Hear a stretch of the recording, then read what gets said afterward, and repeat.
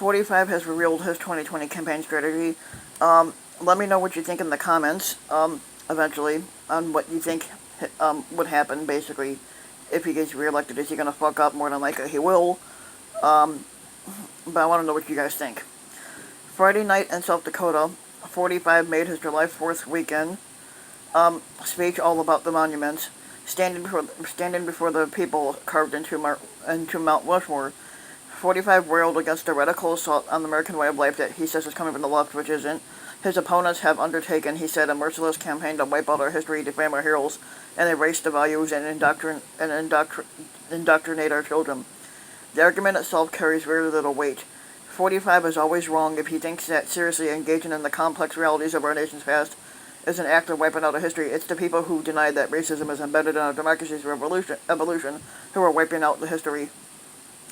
To love this country and to understand it means grappling with the nuances of our former leaders, our policies, and the culture.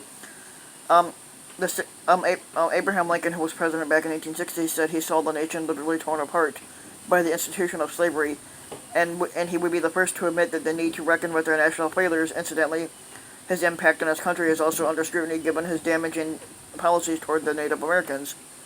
There's a reason 45 is focusing on the controversy surrounding monuments of important historical figures who supported slavery or racism.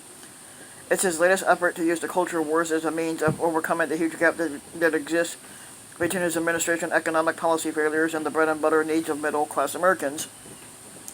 Since Ronald Reagan, most repug squatters have had to reconcile their own economic policies, which largely benefit the corporations and the wealthy, with the growing populist rhetoric that their base responds to.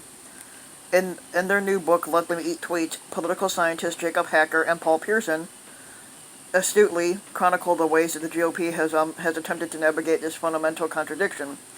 While some conservatives in other countries have moved toward the center in a conciliatory way, like a fashion, and agreed to raise taxes to support a social safety net,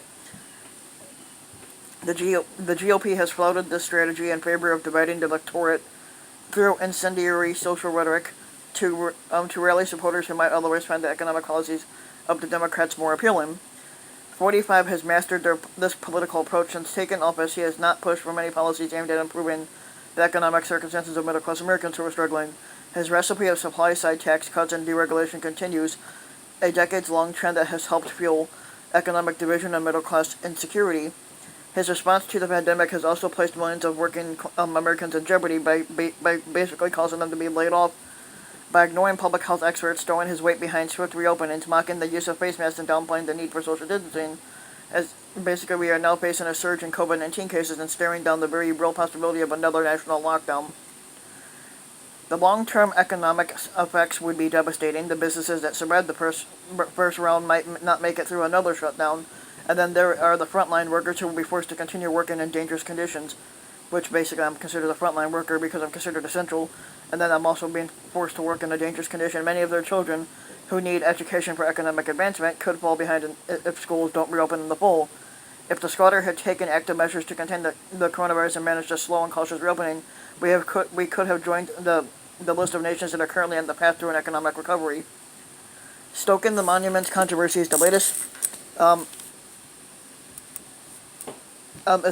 polemic rhetoric from a squatter whose economic policies are failing the working class and middle class Americans. In doing so, 45 has revealed his 2020 campaign strategy.